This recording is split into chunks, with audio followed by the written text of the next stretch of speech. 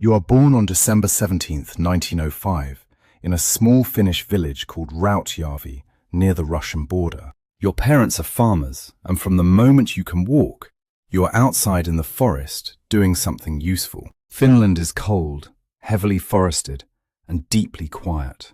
And you love every single thing about all three of those facts. By the time you're a teenager, you have already become an exceptional shot with a rifle, which nobody finds surprising. You hunt, you ski, and you compete in local marksmanship competitions, which you win so consistently it stops being interesting. You complete your mandatory military service at 21 and return home to farm and hunt, and generally be excellent outdoors. Life is peaceful and you are content. Then the Soviet Union decides it wants a piece of Finland. In November 1939, the Red Army crosses the Finnish border with over 450,000 soldiers, tanks, artillery, and a certainty that this will be quick. Finland has approximately 300,000 soldiers, no tanks worth mentioning, and a lot of very cold forest. But also you. You are 34 years old when you report for duty, quiet and small, standing just 5 feet 3 inches tall total. Your commanding officers assign you as a sniper and send you out into the forest in your white camouflage suit, alone. The temperature outside is regularly minus 40 degrees Celsius, which is the kind of cold that kills unprepared men quickly. You find this entirely manageable because you grew up here, and the forest in winter is simply where you feel most comfortable. Your weapon of choice is a Finnish M28 rifle, and you prefer iron sights over a scope for practical reasons entirely. A scope sits higher on the rifle and forces you to raise your head above the snowbank you are hiding behind to shoot. You keep your head low, your breath controlled, and your position buried so deep in the snow that nobody can find you easily. You also keep snow in your mouth while shooting, so that your warm breath does not create visible steam above your hiding spot. These are not tricks you learned in a manual. This is just how a person who grew up in Finnish winters thinks naturally. The Soviets begin sending soldiers through the forest in large columns, and you begin doing what you are extraordinarily good at doing. Every morning you go out before dawn, find a position, disappear into the landscape, and wait with complete and total patience. Your confirmed kill count climbs at a pace that begins attracting serious attention from the Soviet military command fairly quickly.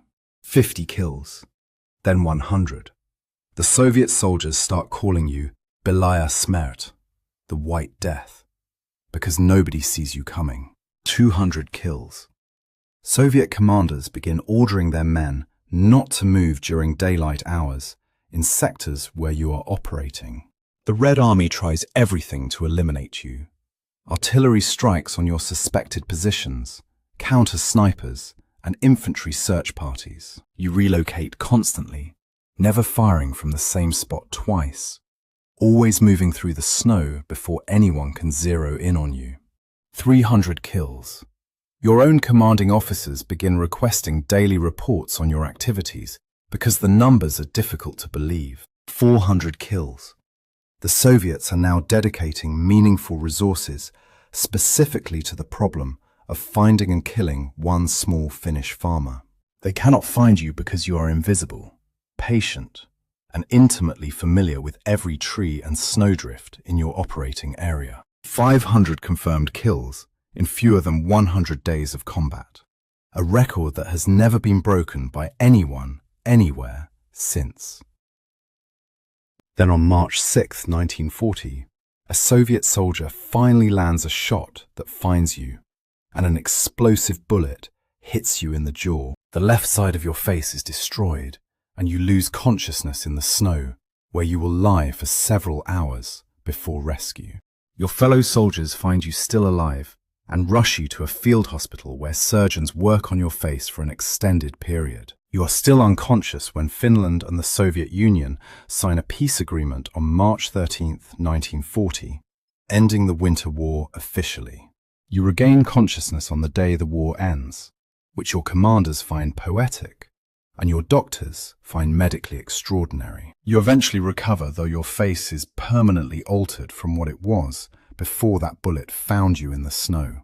When journalists ask how you became so effective at what you did, your answer is famously short and characteristically Finnish in tone. Practice, you say, and then you stop talking because, as far as you are concerned, that sentence contains all necessary information.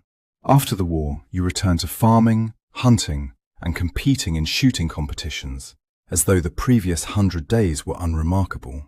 You live quietly in rural Finland for the rest of your long life, tending your land and your dogs with steady, unhurried attention. In 2002, a reporter asks the 96-year-old you whether you regret any of the kills from the Winter War at all. You think about it briefly and say you did what you were told to do as well as you possibly could. And that is all. You die peacefully on April 1st, 2002, at the age of 96, the greatest marksman in the recorded history of modern warfare. The man the entire Soviet army could not kill in 100 days of hunting him through the forest, died in his own bed, quietly. In your own words, delivered without drama and without decoration. I only did my duty, and what Finland asked of me, I gave.